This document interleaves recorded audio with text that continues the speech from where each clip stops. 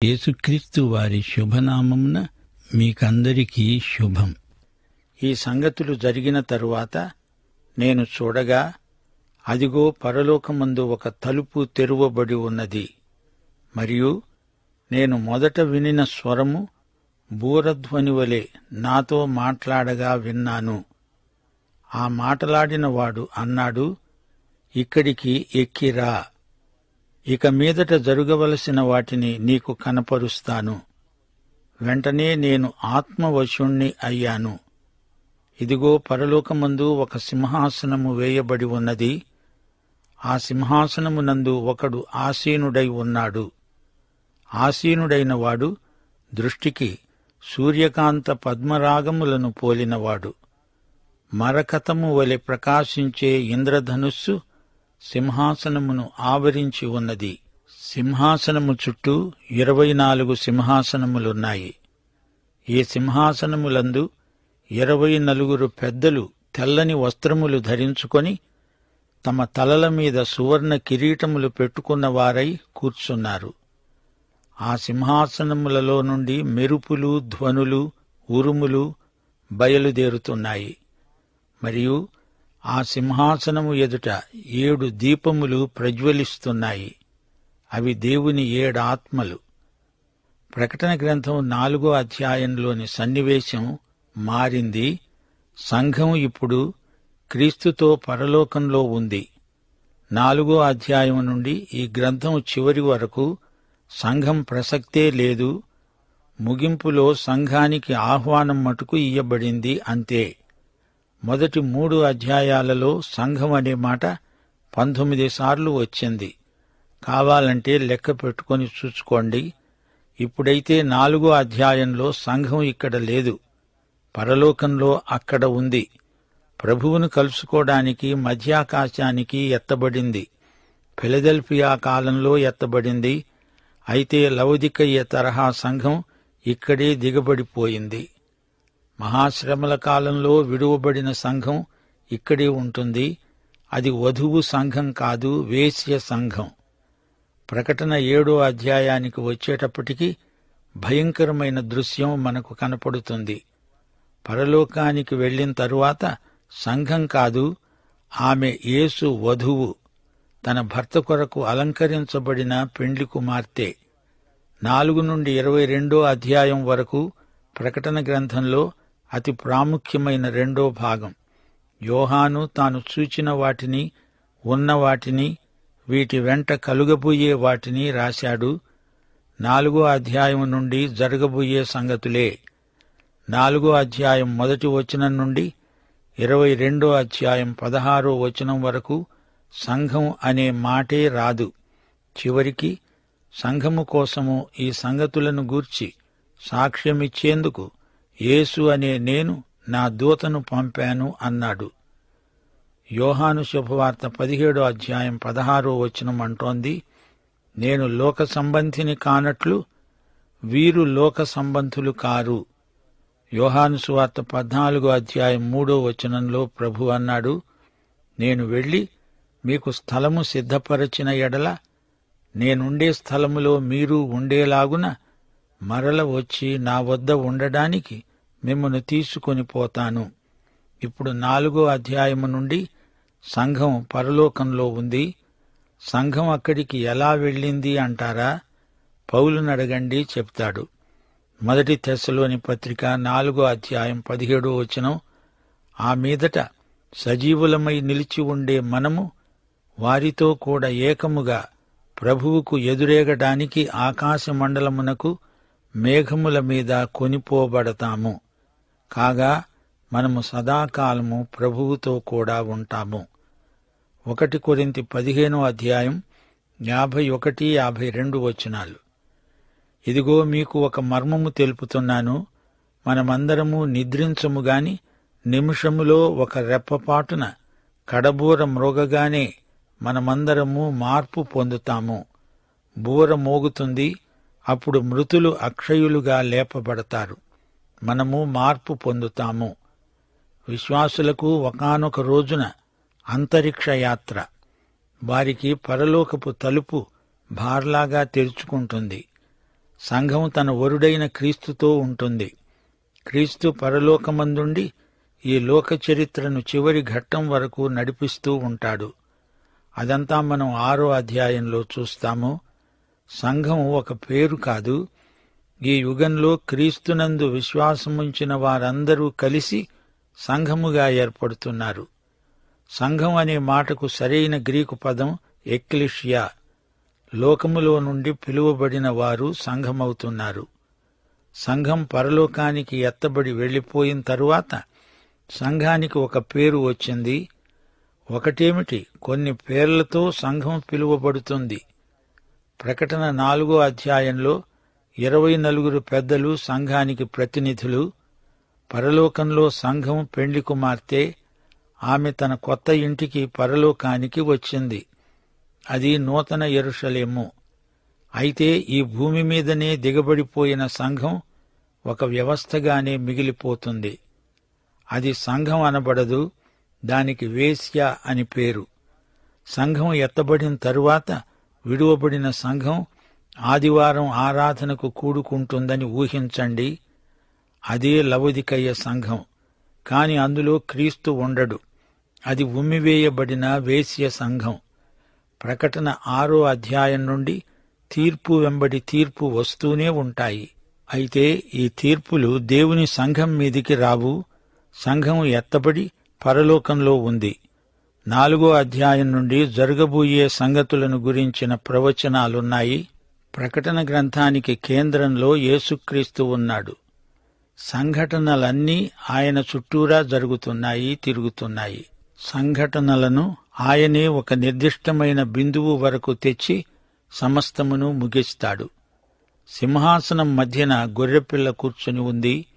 యేసు లోకపాపము కోసమై చనిపోయిన దేవుని గొర్రెపిల్ల. ఆయనే తీర్పరి, న్యాయాధిపతి, సింహాసనాసీనుడు. పరలోకంలో జరిగినవి జరిగినట్లే పరిశుద్ధాత్మ మనకు చెబుతున్నాడు.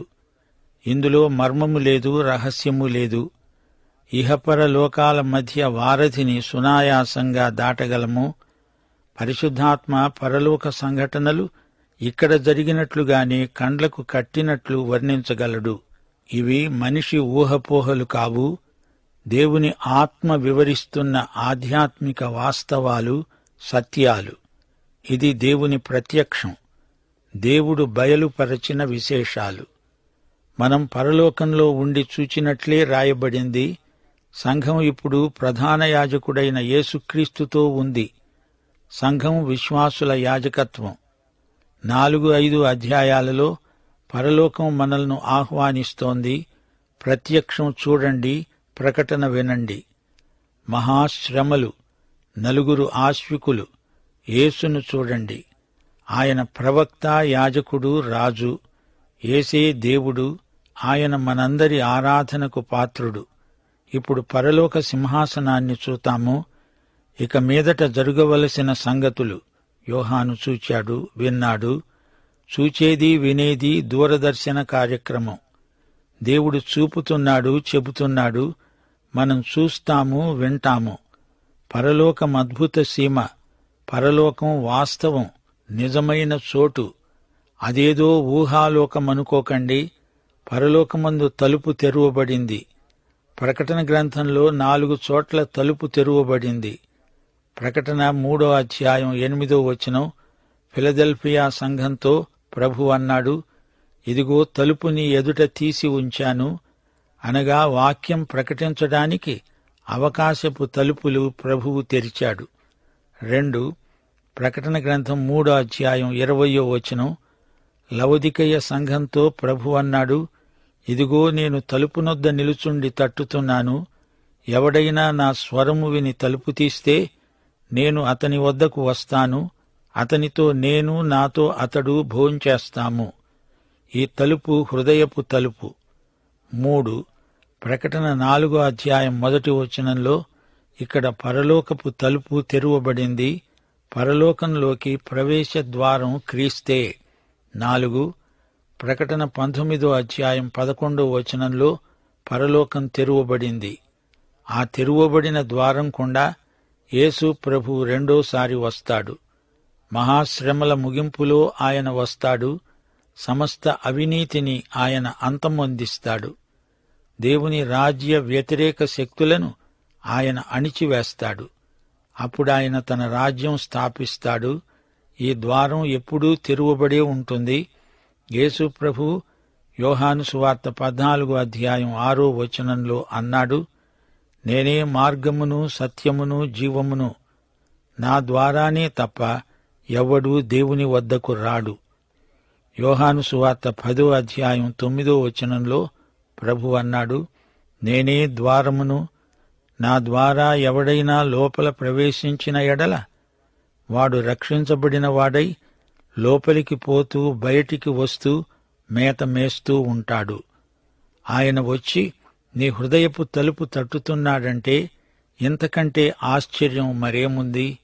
ఇక్కడికి ఎక్కిరా అనే స్వరం వినిపించింది. పరలోకం యోహానును పిలిచింది, పైకి ఎక్కి రమ్మన్నది. యేసు యొక్క రక్షిత ప్రజలందరికీ ఈ పిలుపు వర్తిస్తుంది. 1 యోహాను 1:3 మాతో కూడా మీకు సహవాసము కలుగునట్లు మేము చూచిన దానిని విన్నదాన్ని మీకు తెలియచేస్తున్నాము.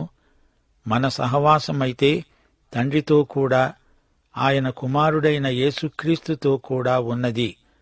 మనం కూడా యోహానులాగే ఎక్కి వెడతాము. బూరధ్వని వలె ఆ స్వరం మాట్లాడింది. అంటే బూర మాట్లాడదు, యేసుక్రీస్తు స్వరం బూరలాగా ధ్వనించింది. ఇది సాంకేతిక భాష. నా ముందు మైకు ఉంది, మైకు మాట్లాడదు, మాట్లాడేది నేను. అలాగే యేసు కంఠధ్వని బూరలాగా మోగింది. 1 తెస్సలోని పత్రిక 4:16-17 పౌలన్నాడు, ఆర్భాటముతో, ప్రధాన దూత శబ్దముతో, దేవుని బూరతో పరలోకము నుండి ప్రభువు దిగివస్తాడు. క్రీస్తునందుండి మృతులైన వారు మొదట లేస్తారు. ఆ మీదట సజీవులమై నిలిచి ఉండే మనము వారితో కూడా ఏకముగా ప్రభువుకు ఎదురేగుతాము. ఆకాశమండలమునకు మేఘముల మీద కొనిపోబడతాము. కాగా మనము సదాకాలము ప్రభువుతో కూడా ఉంటాము. యోహాను యేసు స్వరం విన్నాడు, పైకి ఎక్కిరా. ఎత్తబడటమంటే ఇదే. ఇక మీదట జరగవలసిన వాటిని నీకు కనపరుస్తాను అనగా సంఘము ఎత్తబడిన తరువాత జరగబోయే సంగతులను ప్రభువు యోహానుకు చూపుతాను అంటున్నాడు. వెంటనే అంటే రెప్పపాటులో. ఇంకా రెప్పదించటం కాదు, ఎత్తడం ఎంతసేపు? సెకండులో 1000 భాగం. ఎంత త్వరితంగా దృశ్యాలు కదలిపోతున్నాయో చూచారా? పరిశుద్ధాత్మ యోహానును సర్వసత్యములోనికి నడిపిస్తున్నాడు. యోహాను సువార్త 16:13 పరలోకంలో సింహాసనముంది, దేవుడు సార్వభౌముడు. దేవుని రాజధాని నగరం పరలోకం. అది తండ్రి సింహాసనం. ఆయన కుమారుడు తండ్రి కుడిపార్శ్వమందు కూర్చొని ఉన్నాడు. కీర్తనలు 130:1 ప్రభువు నా ప్రభువుతో సెలవిచ్చిన వాక్కు, నేను నీ శత్రువులను నీ పాదములకు పీఠముగా చేసే వరకు నా కుడిపార్శ్వమున కూర్చో. యోహాను చూచింది తీర్పు సింహాసనం. సంఘం భూమిపై లేదు. దేవుని తీర్పు ఈ లోకం మీదికి వస్తుంది. త్రియేక దేవుని సింహాసనమది. రంగులు, వివిధ వర్ణములతో శోభాయమానంగా కనిపించే సింహాసనం. 2:5 పరిశుద్ధాత్మ, 3 తండ్రి, 5 కుమారుడు ఉన్నారు. వెలగల రాళ్లు ధగధగ మెరిసిపోతున్నాయి. సూర్యకాంతమును పోలినవాడు ప్రధాన యాజకుని న్యాయ విధాన పథకంలో, నూతన యెరూషలేము పునాదిలో ఈ రాయి ప్రకాశవంతమైనది. పద్మరాగం ఆరోహణమైన క్రీస్తుకు సంకేతం. పద్మరాగం పునరుత్థానుడైన యేసును సూచిస్తోంది. యేసు ఆది సంభూతుడు. నోవహు జలప్రళయం తరువాత దేవుడు చేసిన నిబంధన సంకేతం మేఘధనుస్సు. ఇది మరకతం రంగులో ఉంది. మరకతం ఆకుపచ్చ రంగు. ఇది కృపకు చిహ్నం. పెంతెకోస్తు నుండి సంఘం ఎత్తబడే వరకు మొత్తం సంఘానికి వీరు ప్రతినిధులు. తెల్లని వస్త్రములు వారు ధరించుకొని ఉన్నారు. తెల్లని వస్త్రాలు యేసుక్రీస్తు నీతికి గుర్తు. 2 కొరింథీ 5:21 మనమాయన యందు దేవుని నీతి అవుతున్నాము. వారు బంగారు కిరీటాలు ధరించారు. ఇది పరిపాలనను సూచిస్తోంది. యాకోబు పత్రిక 1:12 ప్రభువు తనను ప్రేమించే వారికి ఈ కిరీటం బహుమానంగా ఇస్తాడు. ఉరుములు, మెరుపులు తీర్పును సూచిస్తాయి. వీటి మధ్య యేసు కంఠధ్వని అధికారపూర్వకంగా వినబడుతోంది. ఆయనే సమస్తమును శాసిస్తున్నాడు. దేవుని 7 ఆత్మలు, 7 దీపములు. దేవుని ఆత్మ సంపూర్ణతను సూచించే సంకేతాలివి. దేవునికి స్తోత్రం. ఈ పాఠంలో 3 ఆకర్షణీయమైన సంకేతాలున్నాయి. 1 తలుపు, 2 సింహాసనం, 3 మేఘధనుస్సు. తలుపు తెరిచి ఉండగానే మనం ప్రవేశించాలి. ప్రకటన గ్రంథం యేసు సింహాసన గ్రంథం. ఆ అందాన్ని వర్ణించడానికి సూర్యకాంతాన్ని, పద్మరాగాన్ని యోహాను పేర్కొన్నాడు. ప్రస్తుతం సైతాను సింహాసనం ఇప్పుడు ఈ భూమి మీదే ఉంది. దేవుని సింహాసనం పరలోకంలో ఉంది. ఇది విజయ చిహ్నం. మరకతం వంటి మేఘధనుస్సు సింహాసనాన్ని ఆవరించి ఉన్నది. ఇది అర్ధవృత్తం కాదు, గుండ్రంగా ఉంది. తీర్పునకు ముందు ఇది కనిపించింది. నోవహు జలప్రళయం తీర్పు తరువాత మేఘధనుస్సు కనిపించింది. ఆ సింహాసనము ఎదుట స్ఫటికమును పోలిన గాజు వంటి సముద్రమున్నట్లు కనపడింది. ఆ సింహాసనమునకు మధ్యను, సింహాసనము చుట్టూను, ముందు వెనుక కన్నులతో నిండిన 4 జీవులున్నాయి. మొదటి జీవి సింహము వంటిది, 2వ జీవి దూడ వంటిది, 3వ జీవి మనుష్యుని ముఖము వంటి ముఖము గలది, 4వ జీవి ఎగురుతున్న పక్షిరాజు వంటిది. ఈ 4 జీవులలో ప్రతి జీవికి 6 రెక్కలున్నాయి. అవి చుట్టూను, రెక్కల లోపటను కన్నులతో నిండి ఉన్నాయి. అవి మానక రాత్రింబగళ్లు చెబుతూ ఉంటాయి. భూత వర్తమాన భవిష్యత్ కాలములలో ఉండే దేవుడు సర్వాధికారి, ప్రభువు, పరిశుద్ధుడు, పరిశుద్ధుడు, పరిశుద్ధుడు. ఆ సింహాసనమునందు ఆసీనుడై ఉండి యుగయుగములు జీవిస్తున్న వానికి మహిమ, ఘనత, కృతజ్ఞతాస్తుతులు కలుగునుగాక అని ఆ జీవులు కీర్తిస్తూ ఉండగా, ఆ 24 పెద్దలు సింహాసనమునందు ఆసీనుడై ఉన్నవాని ఎదుట సాగిలపడి యుగయుగములు జీవిస్తున్న వానికి నమస్కారము చేస్తూ చెబుతున్నారు, ప్రభువా, మా దేవా, నీవు సమస్తమును సృష్టించావు. నీ చిత్తమును బట్టే అవి ఉన్నాయి. దానిని బట్టే సృష్టించబడినవి. గనుక నీవే మహిమ, ఘనత, ప్రభావములు పొందనర్హుడవు.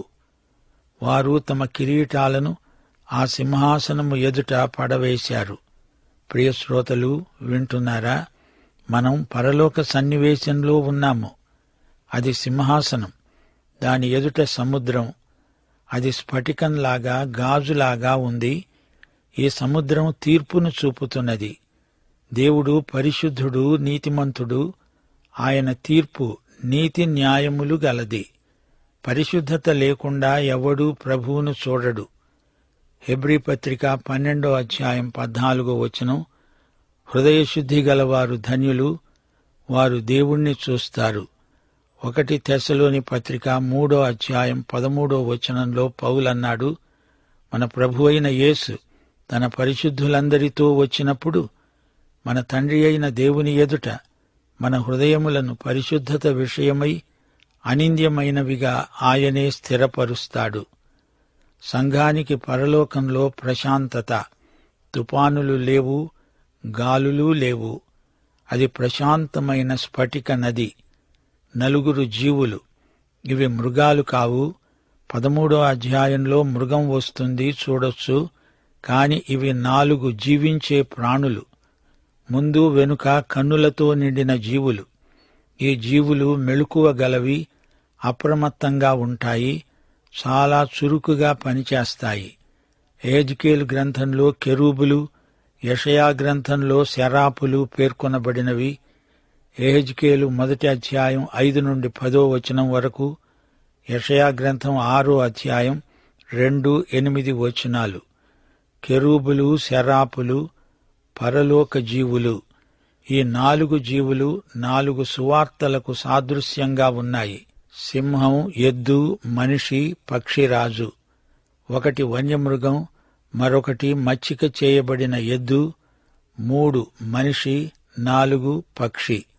అయితే చేపలు, ప్రాకే ప్రాణులు చెప్పబడలేదు. ఎందుకనగా నూతన సృష్టిలో సముద్రం లేదు, జలచరాలు లేవు, పాము, పాకే జంతువు, సైతాను సర్పం అక్కడ ఉండదు. మత్తయి సువార్త సింహానికి పోలిక. మత్తయి సువార్తలో యేసు యూదాగోత్రపు సింహం. యేసు రాజు, రాజుగా జన్మించినవాడు. ఆయన రాజులకు రాజై వస్తాడు. ఆదికాండం 49 అధ్యాయం 9-10 వచనాలు. ఆయనది షిలోహు రాజదండం.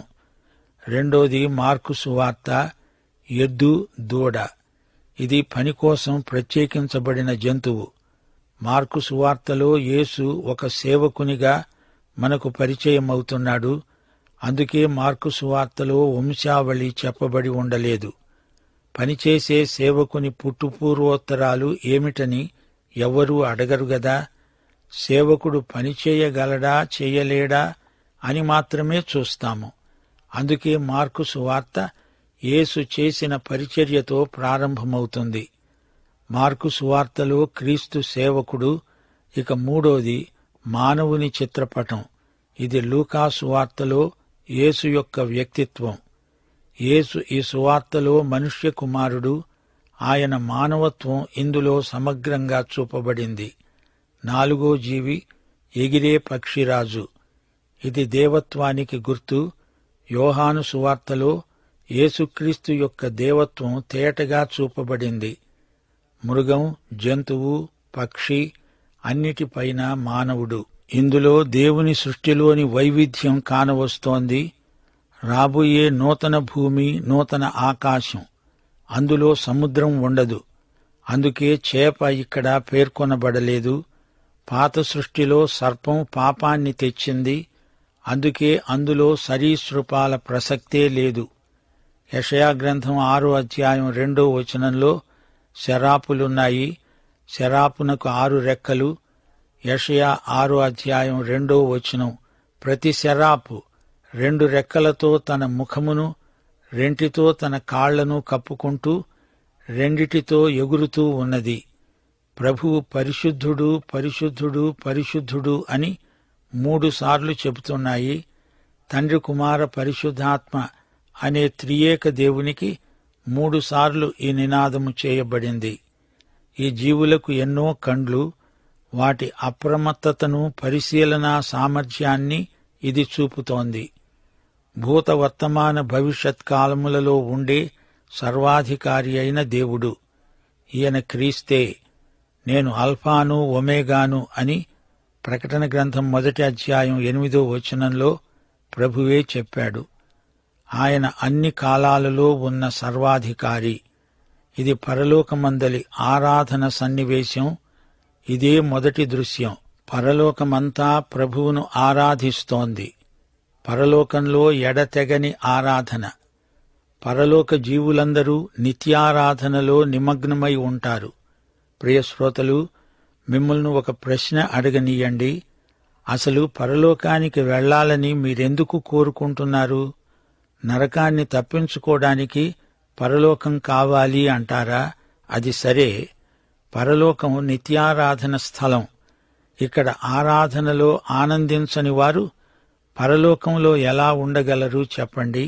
ఆరాధనలో నిత్యత్వాన్ని గడపాలి. మరిక్కడ ఆరాధనలో మీకెలా అనిపిస్తోంది? ఇక్కడ కొంచెంసేపు కూడా ఆరాధనలో గడపలేనివారు పరలోకంలో ఉండలేరు, అవునా? ఒక్క అరగంట ఎక్కువసేపు ఇక్కడ ఆరాధనలో విసుగనిపించే నీకు పరలోక నిత్యారాధన ఎలా ఉంటుంది?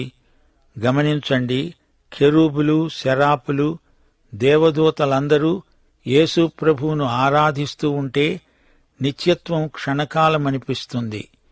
సింహాసనాసీనుడైన వాడు యుగయుగములు జీవించేవాడు. ఆయనకే మహిమ, ఘనత, కృతజ్ఞతాస్తుతులు. దేవుడు ఏమై ఉన్నాడో దాన్ని బట్టి పరలోకం స్తుతిస్తోంది. గాని 24 పెద్దల సంగతేమిటి?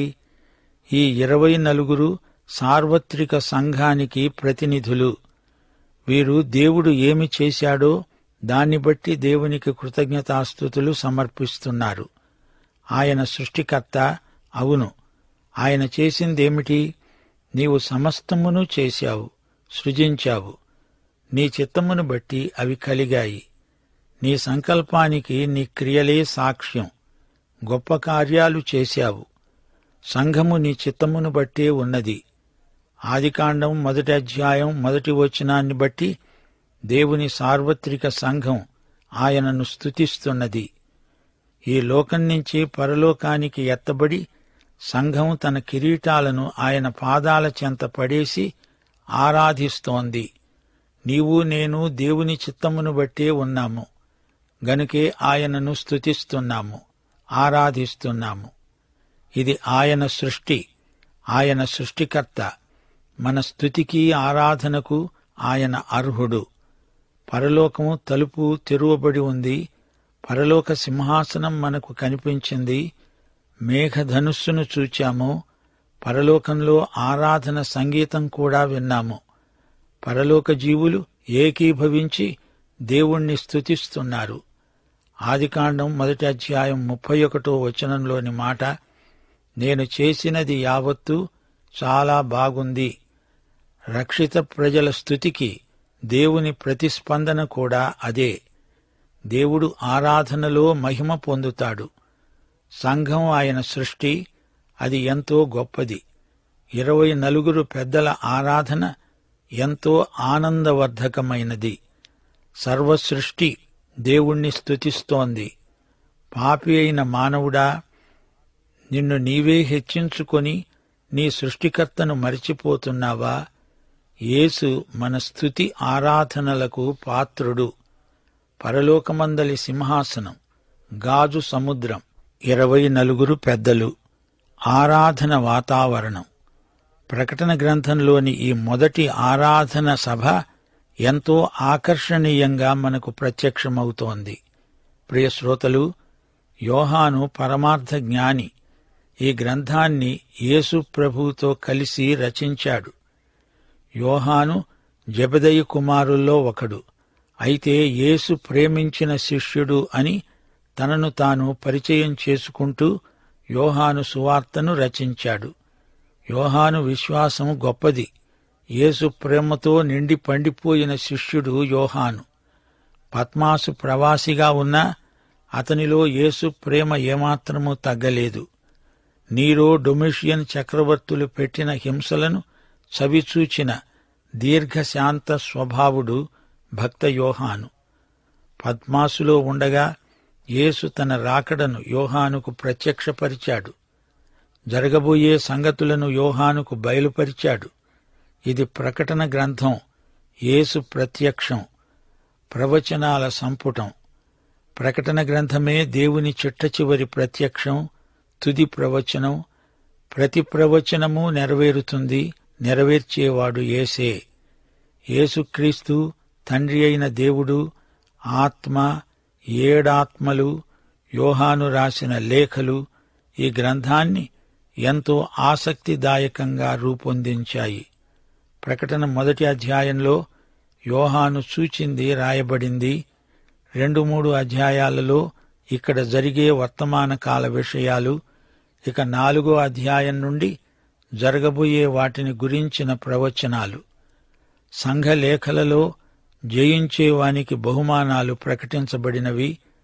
1 యోహాను 5వ అధ్యాయం 4-5 వచనాలలో చెప్పబడిన మాట ఇక్కడ అన్వయిస్తుంది.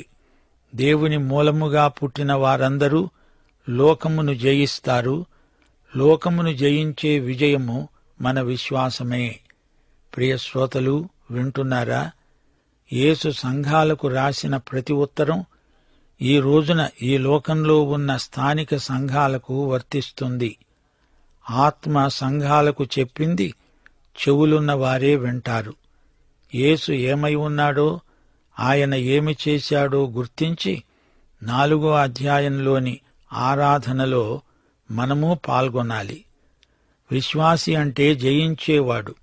జయించేవానికి పరలోకంలో ఆకర్షణీయమైన బహుమానాలు ప్రకటించబడ్డాయి. ఇది ప్రకటన గ్రంథం. దేవుని ప్రకటన అందరూ వినాలి, ఆ ప్రకారం నడుచుకోవాలి, బహుమానాలు గెలుచుకోవాలి. ఆయన న్యాయపీఠము ముందు సిగ్గుపడాల్సిన గతి ఎవరికీ పట్టకూడదు. మరో మాట, యోహాను పత్మాసులో ప్రవాసి అయినప్పుడు యేసుప్రభు అంతకు ముందు 60 సంవత్సరాల క్రిందట చనిపోయాడు. ప్రభు రాకడను గురించి, ఆలోపుగా జరగబోయే సంఘటనలను గురించి సంఘాలలో పలు విధాల ప్రశ్నలు తలెత్తాయి. వాటికి జవాబుగా యేసు ప్రభువు యోహాను చేత ఈ ప్రకటన గ్రంథం రాయించాడు. రోమా ప్రభుత్వం చేతిలో పడకుండా కొన్ని సత్యాలను మార్మిక సాంకేతిక పదజాలంతో వ్యక్తం చేయవలసి వచ్చింది. ఉదాహరణకు, బబులోను అన్నప్పుడు అది రోమా అని గ్రహించాలి. ప్రకటన గ్రంథ వివరణలు కోకొల్లలుగా ఉన్నాయి గాని మా శ్రోతలు వాక్యంలోని సత్యాలను ఉన్నవి ఉన్నట్లు విని నమ్మడం శ్రేయస్కరం. అసలు ఈ ప్రకటన గ్రంథమేమిటో ఒకసారి మళ్లీ జ్ఞాపకం చేసుకుందాము. యేసుక్రీస్తు తన దాసులకు కనపరచడానికి దేవుడాయనకు అనుగ్రహించిన ప్రత్యక్షమిది. దీన్ని ఇదే దృక్పథంతో అధ్యయనం చేయాలి.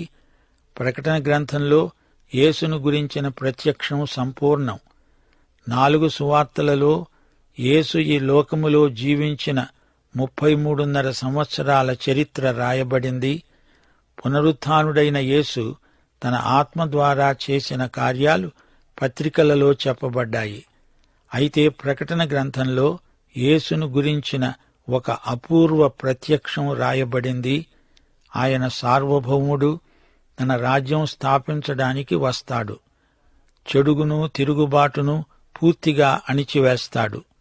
ఈ మహాప్రత్యక్ష విద్యుత్తుకు యోహాను తట్టుకోలేక చచ్చిన వాని వలె ఆయన పాదాల చెంతపడ్డాడు. ప్రకటన అంటే యేసు గెలుపు సమాచార ప్రకటన. యేసు మహావిజేత. ఈ రోజున మనకు ప్రకటన గ్రంథ సందేశం ఎంతో అర్థవంతమైనది. నిరీక్షణాత్మకమై విశ్వాసులలో అచంచలమైన ఆశాభావాన్ని ప్రకల్పన చేస్తుంది. చరిత్రకు యేసే దేవుడు. అన్ని సమస్యలకు యేసు రాకడే ఏకైక పరిష్కారం. 4-5 అధ్యాయాలలో దేవుని సింహాసనము నుండి తీర్పులు రాబోతాయి. ఇది పరలోక సన్నివేశం. కేంద్ర వ్యక్తి యేసుక్రీస్తే. 24 పెద్దలు కిరీటాలు ధరించారు. కిరీటాలు రక్షిత ప్రజల బహుమానాలు. దేవదూతలకు కిరీటాలుండవు. వారి కిరీటాలు వారు విజేతలని సాక్ష్యమిస్తాయి. పాత కొత్త నిబంధన కాలంలోని విశ్వాస విజేతల మేలు కలయిక 24 పెద్దలు. దావీదు 24 యాజకులను ఏర్పరిచాడు. దేవుని సంఘం రాజులైన యాజక సమూహం. కెరూబులు దేవుని ప్రభుత్వానికి కార్యకర్తలు. శరాపులు దేవుని పరిశుద్ధతను అమలుపరిచే జీవులు. కెరూబులు, శరాపులు అందరూ దేవుణ్ణి స్తుతించారు. రండి, మనము ఆత్మతో సత్యముతో మన ప్రభువును ఆరాధిద్దాము. యేసుక్రీస్తు వారి దివ్యకృప, తండ్రి అయిన దేవుని పరమ ప్రేమ, పరిశుద్ధాత్మ యొక్క అన్యోన్య నిత్య సహవాసము మనకందరికీ సదాకాలము తోడై ఉండునుగాక. ఆమేన్.